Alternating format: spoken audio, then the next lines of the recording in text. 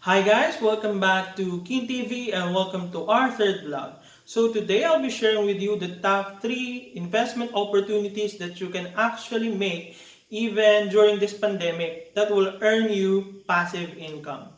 In the past videos, ang main focus ng discussion natin doon ay yung stock market, on how you can start investing in the stock market, start your trading careers in the stock market.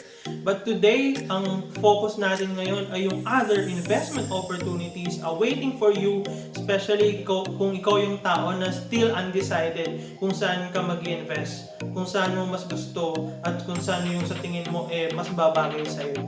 So, kung ikaw yung tao na yun, please continue watching and let's start!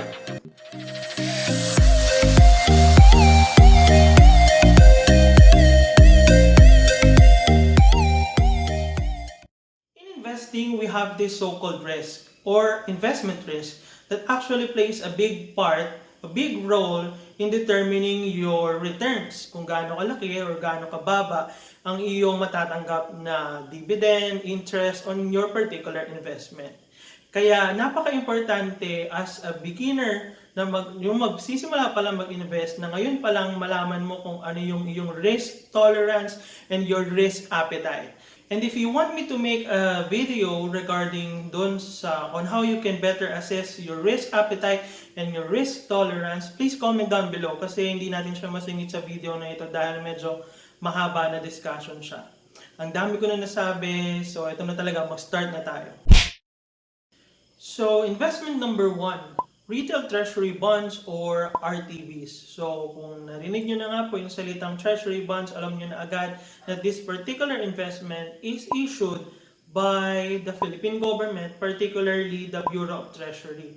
So, discuss muna natin kung ano yung mga bonds. Yung mga bonds kasi, ang relationship nito ay similar to debtor-creditor relationship. So kung sino yung maker, sino yung issuer, siya yung debtor, at kung sino man yung may hawak ng bonds or yung holder is the creditor on that particular investment. Ngayon, bakit nag-i-issue ang ating gobyerno ng bonds? Siguro dahil sa mga future projects nila na nangangailangan ng funding. Kasi yung pag-i-issue ng bonds ng gobyerno ay isa sa mga source para makakuha sila ng funding. So kung may future project, kung merong mga malapit na mag-mature na loan ng gobyerno, talagang kadalasan nag-i-issue sila. Isa sa mga way para makakuha sila ng pondo ay mag-issue ng treasury bonds. So bakit to isa sa mga magagandang investment opportunity? Actually, I recommend this one, especially dun sa mga mabababa yung inyong risk tolerance and yung inyong risk appetite. Kasi ang retail treasury bonds is guaranteed by the Philippine government. What do I mean when I say guaranteed? Actually, parang siguro mga 99.99% na almost true to every scenario na mababayaran ng gobyerno yung bond sa'yo on the maturity date. At yung mga interest payments ay matatanggap mo kung ikukumpara kasi yung security nito o yung risk nito kumpara sa mga other investment like corporate bonds ay medyo talagang mas mababa or almost slim to none na yung chance na mag-default ang gobyerno sa pagbabayad ng bonds sa iyo. That's why if mababa talaga yung risk tolerance, kung talagang gusto mo secure ka, invest in the RTVs. But here's the catch. Siyempre, meron kapalit dyan when it comes to investment. Since the government is guaranteeing your investment dun sa RTVs, asahan mo na meron kapalit yan. At ang kapalit ay mababa lang din yung rate for your dividends na matatanggap. Dun sa mga interest payments na matatanggap mo. Bakit po? Kasi nga, ang risk talaga, tulad ng sinabi ko kanina, ay merong malaking part dito sa mga ganitong klase ng investment. Balikan natin yung yung rule natin kanina, ang sabi doon, the lower is the risk, the lower is your expected return. So yun lang ang medyo problema sa RTB, since hindi siya masyadong risky or virtually risk-free siya, mababa lang din yung return. Kasi sa investment talaga, ang halos binibili mo dyan ay yung risk. Isa sa mga binabayaran sa'yo ay yung risk doon sa particular investment na yun. Dahil nga wala tong risk, yung babayad nila sa inyo ay medyo mas mababa compared sa mga ibang investment. Kaya ito lang yung downside ng RTVs. Pero kung talagang ito yung gusto mo, actually I advise the beginners especially na mag-take ng mga ganitong chances, especially kung may offering yung ating gobyerno. So let's go down sa details naman ng mismong RTV talaga. So ang RTBs kasi you can avail it as low as 5,000. Ito kasi yung minimum retail treasury bonds na available sa market. 5,000 yung minimum, tapos increase lang siya ng by 5,000. So 5, 10, 15, 20, 25,000 pesos. Yun yung available kadalasan sa market. And it pays an interest o quarterly. So, apat na beses ka makakatanggap sa loob ng isang taon ng interest payments dun sa iyong RTVs. Bakit siya maganda? Kasi nga, mababa lang yung minimum na nire-require. Parang 5,000, pwede ka na agad. Tapos, quarterly yung payments mo. So, kumbaga, meron kang guaranteed passive income na matatanggap quarterly. Bakit din siya maganda? Kasi nga, madali mo rin siyang maibibenta, madali mo rin siyang mabibili. Nabibili mo siya sa mga selling agents or sa mga brokers, lahat halos ng mga major banks, BDO, BPI, Metro Bank, Security Bank, Union Bank, lahat ng mga bank halos ay merong accredited sila ng ating gobyerno para makapag-issue at makapagbenta ng mga retail treasury bonds. So kumbaga, napakadali lang talaga. Napakadali mo siyang bilhin at napakababa lang. So kung papatulugin mo lang kasi yung pera mo sa yung savings account, current account dyan sa mga bangko ninyo na mababa lang interest na binibigay, invest nyo lang din sa mga retail treasury bonds kasi nga maganda. So just to give you an example, last time I've checked in Security Bank, the government, the Bureau of Treasury, nag-offer ulit sila ng RTVs. Ang offer period yata nila is on July 16 to August 7, 2020. They'll be paying at the rate of 2.625% per annum. They'll be paying the interest quarterly for the period of 5 years. So 5-year maturity niya. Ang minimum investment is 5,000. Ang increments din is 5,000. So 5, 10, 15, 20, 25,000 ang pwede mong invest doon sa RTVs na yon. And naalala ko pa lang, masamang balita lang sa RTVs, the government requires you to pay 20% of your return as withholding tax. So sa mga interest na yon, may withholding tax ka na ikakatal sa'yo, which is 20% of that. So medyo malaki, no? And medyo masakit, pero wala tayong magagawa. That's the requirement of our government. And that's it for RTVs. I hope medyo na-encourage kayo kahit paano na mag-buy ng RTVs. For investment number 2, corporate bonds. So, almost the same to dun sa ating RTB. Ang kaibahan lang nito ay this one is issued by the corporations. Same purpose din ng pag-issue ng government. Dalasan para sa future projects, sa mga loan maturities nila, or whatsoever. Pero ang kaibahan lang this one is medyo riskier siya compared sa gobyerno. Kasi syempre, this kind of investment is highly dependent sa performance ng corporation na pinagbilhan mo ng iyong bonds. Kaya medyo riskier siya. Balik tayo ulit dun sa rule. Since this one is a lot riskier compared to treasury bonds, asahan mo na medyo mas mataas din. Actually, mas mataas din talaga yung return na matatanggap mo. So, kadalasan, ang mga interest rates ng meron yung mga corporate bonds actually parang doble nung sa ino-offer ng ating government. O kung tatanungin niyo naman ako bakit mas mataas talaga, kasi nga kung hindi nila tataasan yung rate nila for the interest, bakit bibili pa yung tao sa kanila? Bakit mag-invest pa sa kanila? Kung yung interest na i-offer nila is same din sa ating government. So kadalasan talaga dinodoble nila yan kung ano yung prevailing interest rate ng ating gobyerno sa kanilang mga treasury bonds. So, just to give you an example, hindi na kasi ako mag-go down isa-isayin pa, himahimayin siya kasi medyo na-discuss ko na siya talaga. Same naman siya halos sa ating RTVs. For an example, yung latest example natin na pwede ko ibigay sa inyo is Vistaland.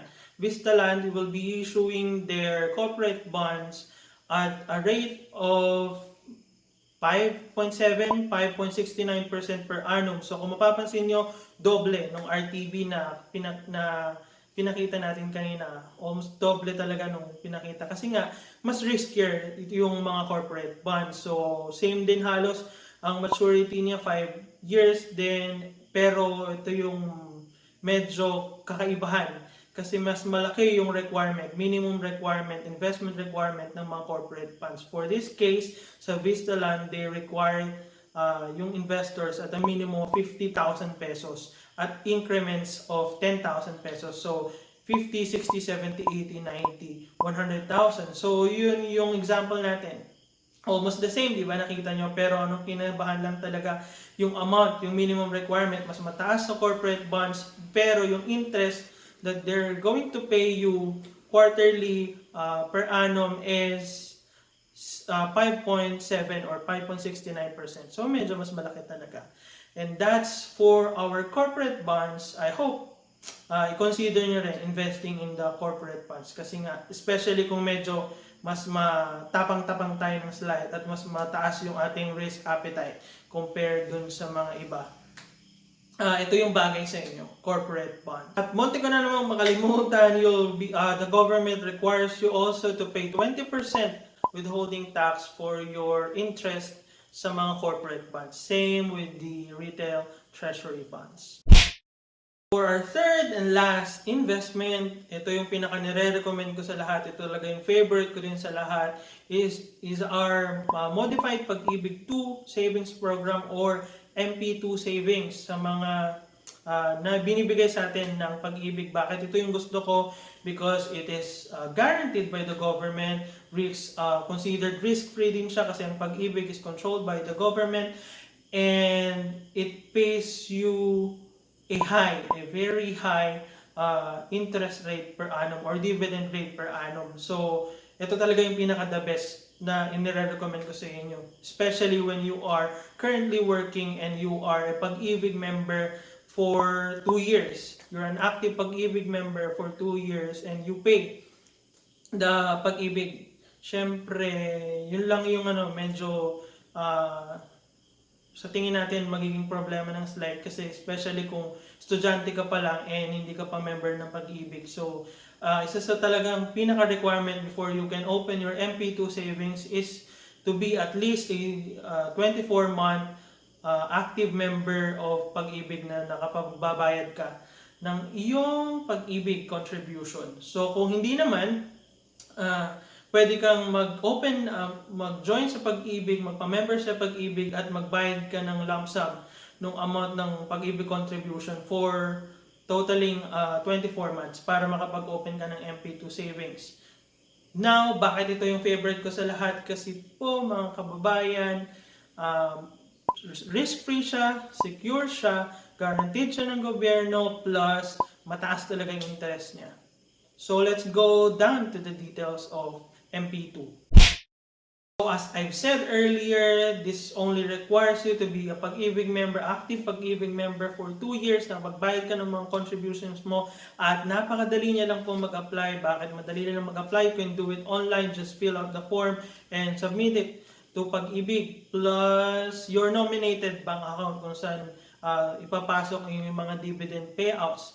So ito kasi MP2 savings, since madali nga siya talaga, at isa pa sa mga best feature niya is you only have to pay 500 pesos monthly. So kung sa loob ng isang taon, you only have to pay 6,000 pesos. Pwedeng direct kaltas siya sa arrangement nyo lang ng yung employer or ikaw mismo yung magbabayad.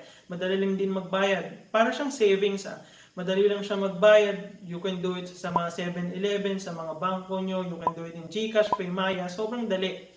Sa mga accredited lang talaga ng Pag-IBIG para makapagbayad ka ng monthly contribution mo. Additional, para dun sa savings na 500 pesos. Yun minimum lang. And if I remember it correctly, the dividend rate ng noong 2019 is 7.23%. In 2018, it's 7.41%. And in 2017, it's 8.11%. So nakikita yun, nagbavari talaga. Kasi depende talaga siya sa performance din ng Pag-IBIG. Pero kung mapapansin nyo, it is actually a lot higher or higher than the corporate bonds and the retail treasury bonds. So ito talaga yung nire-recommend ko para sa inyong lahat. Plus, in this MP2 savings, you can choose kung paano mo gusto makuha yung dividends. You can opt to choose dividend payout.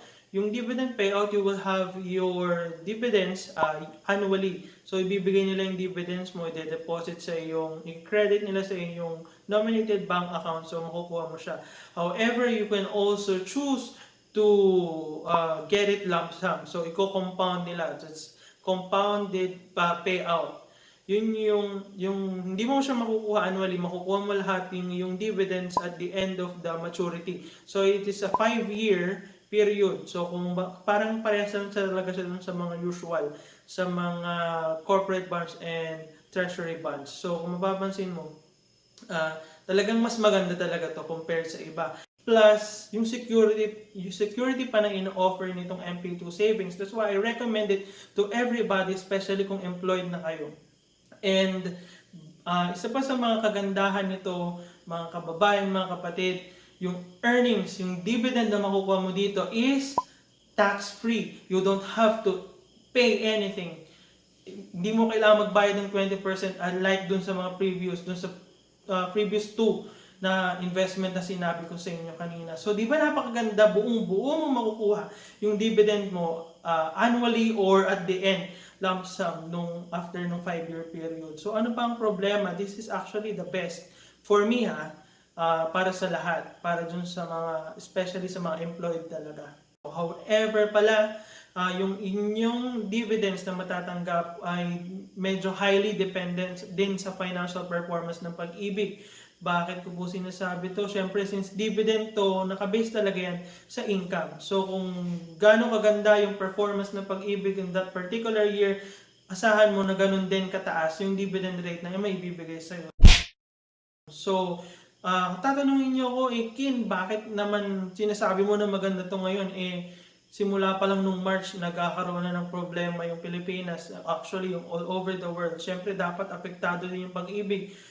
Yes, apektado yung Pag-IBIG. Bakit po apektado yung Pag-IBIG? Dahil yung kanilang collections from Pag-IBIG contributions dun sa mga loan repayments sa kanila, yung mga loan payments sa kanila na delay. Bakit na delay? Siyempre, since government sila, medyo na-postpone ng slight. Na-postpone talaga yung kanilang mga collections. Pero it doesn't change the fact that all those collections na na-delay ay matatanggap pa rin nila in the future. Hindi po ba?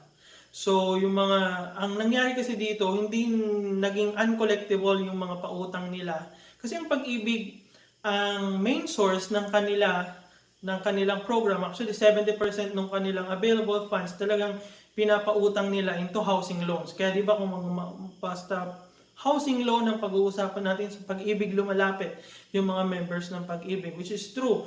They also invest in treasury bonds, corporate bonds, and other types of investments. Siyempre sa mga mutual fund, nag-invest din ng Pag-IBIG, kaya doon nila kinukuha yung mga source nila. And dahil nga meron silang investment doon, so yung 70% ng kita ng Pag-IBIG ay nanggagaling sa kanilang housing loans, at yung 30% ito yung mga iba sa mga mutual funds such as yung mga binanggit ko kanina. That's why medyo maapektuhan ng pandemic ang financial performance ng Pag-IBIG. However, it doesn't change the fact na maganda pa din mag-invest sa Pag-IBIG dun sa MP2 savings. So, maganda pa din, di ba? So, you have to start it now. The earlier, the better. Kasi nga, ako talaga, sisi ako. Ang tangi ko lang na isa sa mga major pagsisisi ko, sana nagkaroon ako ng kagustuhan mag-invest before pa. Kaya I'm doing this video talaga para masimulan niyo mag-invest. So, try considering investing in MP2 savings of Pag-IBIG kasi isa talaga sa mga pinaka-best na marirecommend kong investments sa inyo, especially kung employed kayo. Huwag niyong sayangin yung time, try investing, kaysa naman pinuput niyo yung inyong pera sa inyong savings account sa mga commercial banks. So please consider MP2 savings kasi ito talaga yung sa tingin ko, the best kind of investment. Kung gusto niyo ng security and high interest and dividend payout rates. So that's it for our MP2 savings. I hope talaga i-consider nyo investing in MP2 savings sa Pag-IBIG. That's it in today's video. So, I hope na meron kayong natutunan dun sa ating top 3 investment, and I hope makonsider nyo talaga silang itry, especially yung MP2. Hindi po ako endorser ng Pag-IBIG, hindi po ito sponsor or whatsoever. Gusto ko lang talagang matry nyo yan. At kung nagustuhan nyo nga po ang video na ito, huwag nyo pong kalimutan mag-like, share. Kung meron po kayong gustong sabihin and your suggestions, feel free to comment down below. Huwag nyo rin pong kalimutan mag-subscribe at i-hit nyo na rin po ang notification bell para updated po kayo sa aking mga future postings. Maraming salamat po sa panonood at pakikinig. Bye-bye!